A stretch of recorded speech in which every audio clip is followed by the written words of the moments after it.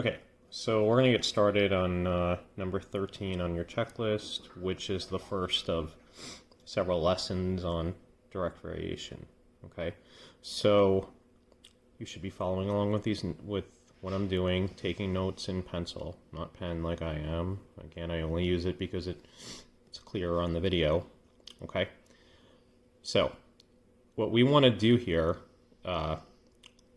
first thing, we want to understand what direct variation means. What is direct variation? What is not direct variation? Number two, we want to identify equations that are direct variations. And number three, we want to be able to write direct variation equations. Okay? So, what does direct variation mean? Well, I want to think of the example of generally the height and weight of people. All right? In general, it's not always perfect. We have to generalize a little here. As people get taller, their weight increases, okay? So we have a person who's really short and doesn't weigh very much. Then we have a person who's medium height and weighs a medium amount. And then we have a person who's really tall over here and weighs a pretty good amount, okay? This isn't always follow this pattern, but generally it does, okay? So direct variation means one of two things. When one variable increases, the other also increases. So like we said, as height increases, weight increases. Or when one variable decreases, the other also decreases, okay? So if we go from someone who's pretty tall, their weight would be over here. Let's say they're this height, this weight, and let's say we get someone smaller, all right? Maybe they're only this tall, then they only weigh this much, okay? So direct variation means when one variable goes up, the other also goes up, or when one variable goes down, the other also goes down. So both variables do the same thing, okay? Let's look at another example of what direct variation is, okay? So suppose you got a job that paid $20 an hour, all right? Let's fill out a little table that shows you your possible salaries, okay? So if you work 0 hours, how much money are you making? Well, that's going to be 0. Work 1 hour, you're making $20. 2 hours, $40. 3 hours, $60. And 4 hours, you're going to make $80. Okay. So what's going on in this table? Well, it's a direct variation because as your hours worked increases, of course your pay is going to increase, okay? As hours increase, pay increase, right? You don't want to get paid less for doing more work. That wouldn't make a whole lot of sense, right? Okay. And also what we want to look at is that there's a proportional relationship between hours worked and pay. For each hour worked,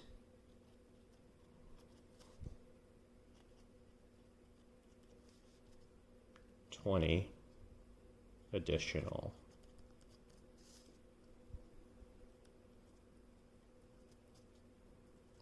dollars. Okay. So direct variation, they have that characteristic that is one thing increases, the other thing also increases, but they have that proportionality about them that for each one of these, there are always going to be 20 of these, okay? All right. So we have this formula for direct variation. Your formula for direct variation is y equals kx, okay?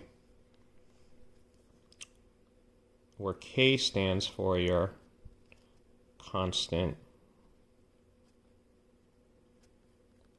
of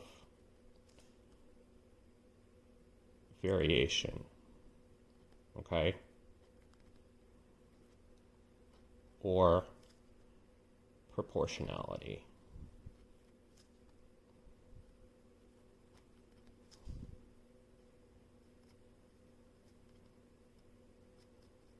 Okay, so returning to the example over here, if we call hours worked X, because this is your input, so inputs are always X, this is your, you should remember, input, also called domain, and we call pay Y, which is the output. Your equation here, your equation for direct variation would be Y equals 20X, all right? 20 because each hour you work gets you $20, all right? And 20 would be your constant of proportionality, all right? So in the examples we want to do, we want to determine, for each equation, determine whether it shows a direct variation, that is, shows directly proportional variables, so what we were just talking about.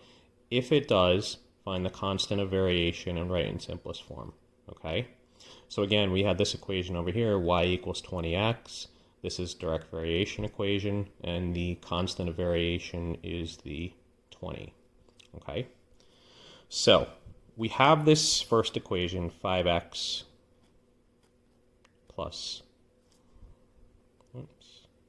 8y equals 0. So we need to get this into the form y equals kx, right? Which means we need to have y on the left and x on the right, okay? So we need to transform this so that only the y is on the left side, okay? So I want to keep this here, the 8y. We'll get rid of the 8 later on, and I'm going to move this 5x over by subtracting it, okay? Minus 5x, 8y equals negative 5x, okay? Now I want to isolate the y. I just want y to be here because we want it in this form, y equals kx, or just something times x. So I'm going to divide by 8, okay? And we have y equals negative 5 over 8x, okay? So now we have to tell, is this a direct variation or is it not a direct variation? Well, it is in this form of y equals kx because it's just some number times x, all right? It doesn't matter whether that's a fraction or a whole number, all right? So yes, it is in the form of a direct variation. So it is a direct variation, and the value of k is negative 5/8, okay? So let's try the bottom part to the question. So we have negative 2y equals 5x, okay? And we want to get into y equals kx. So we want to keep only y on the left side. Well, the left side only has y, doesn't have any x's. The x's are on the right, but we need to get rid of that negative 2. So we're going to, let me come back here. We're going to divide everything by negative 2. Okay, and it's going to be y equals 5 over negative 2 is just negative 5 over 2. We can put the negative in front, x, okay? So yes, this is going to be a direct variation because it's in this form, y equals some number times x, all right? So it is direct variation, and the value of k is negative 5 over 2. Okay, let's turn the page.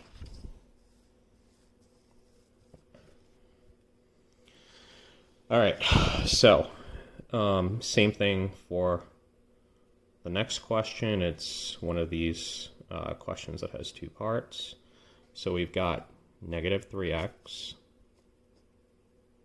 equals 8y plus 5. Okay, so we want to try to get into this form y equals kx, okay? And in this equation, the y is on the left side, so we need to get the y to the left. The y is on the right side, so I need to bring this over, so we're going to subtract 8y from each side.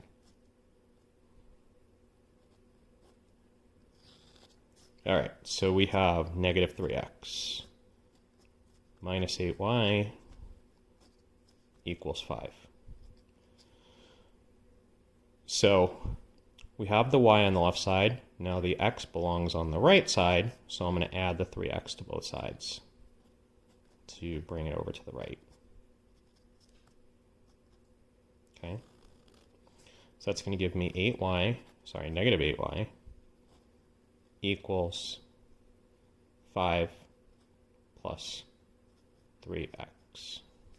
All right, so we almost have it, but we need to isolate the y. So we divide everything by negative 8. Divide this by negative 8, this by negative 8, that by negative 8. So y equals 5 over negative 8. We'll just bring the negative to the front. Negative 5/8. 3 over negative 8. Again, just bring the negative to the front. Minus 3/8 x. All right, so is this a direct variation? Does this look like this? Well, what we had in the previous example, the ones that were direct variations, just turning to the front for a second, we had like negative y equals negative 5 over 8x and y equals negative 5 over 2x. So we just had y equals k, or just some number, times x. Y equals some number times x. Coming back to this example, when we solved this for y, did we get y equals kx, just some number times x? No, because we have more than that here. This is your something times x, right? But we also have this term over here, the negative 5/8. So this is not a direct variation, right? So we're going to select that. And because it's not a direct variation, there's no value for the constant of variation or the constant of proportionality. All right, so at this point, let's get you to pause the video and go try the bottom one over here, the 24y equals negative 6x. Okay, let's go over this one that you should have done on your own. So we have 24y equals negative 6x. All right, so we need to isolate y. We're going to divide by 24.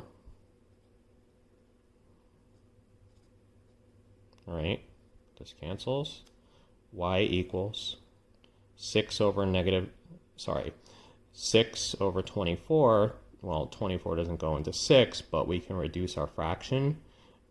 These are both divisible by 6, so 6 goes into 6 once.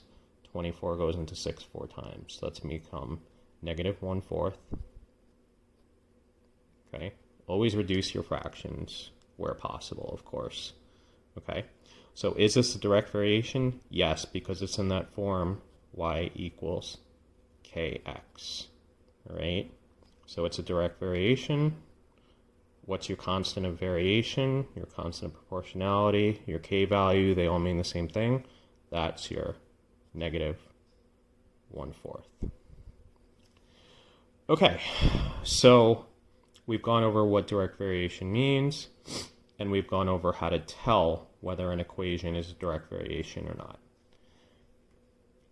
The last thing we want to do with this lesson is write direct variation equations, okay? So number 3 tells you that y varies directly with x. As soon as you see that, you want to write down the formula for direct variation, which is y equals kx. And then y equals 4 when x is 20. So what I'm going to do, I'm going to take those values and substitute. So y, we're told, is 4. k we're going to leave because we're not told anything about k. And we're told that x is 20, all right? So k times 20, that looks weird. We're just going to rewrite that as 20k. All right. Now we'll solve for k. Divide each side by 20. Okay. 4 divided by 20 becomes 1/5. All right. So the first part says write a direct variation equation that relates x and y. So we're going to take this and plug this back into our equation for direct variation. So we know k is 1/5. So my equation is y equals 1/5 x. Okay. Part B, find y when x is 9. Well, now that we have the formula, it's going to be pretty straightforward to do this. So I'm going to write our direct variation equation, y equals 1/5 x. All right, and we're told to find y when x is 9.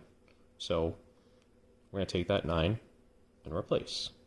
So y equals 1/5 times 9. Okay. You should remember when multiplying a fraction and a whole number, turn your whole into a fraction over 1. Okay, and then multiply numerator, numerator, denominator, denominator. That's going to give you 9 over 5. Okay, so find y when x is 9. Y is 9 over 5. Okay. All right, let's finish off by having you pause and do number 4, and then I'll go over the answer. Okay, so suppose that y varies directly with x. As soon as you read that, write down your direct variation formula, y equals kx. And y is 8 when x is -2, so we'll substitute those in. So we have 8 equals k, we're going to leave, and x is -2. Okay, we'll clean this up. 8 equals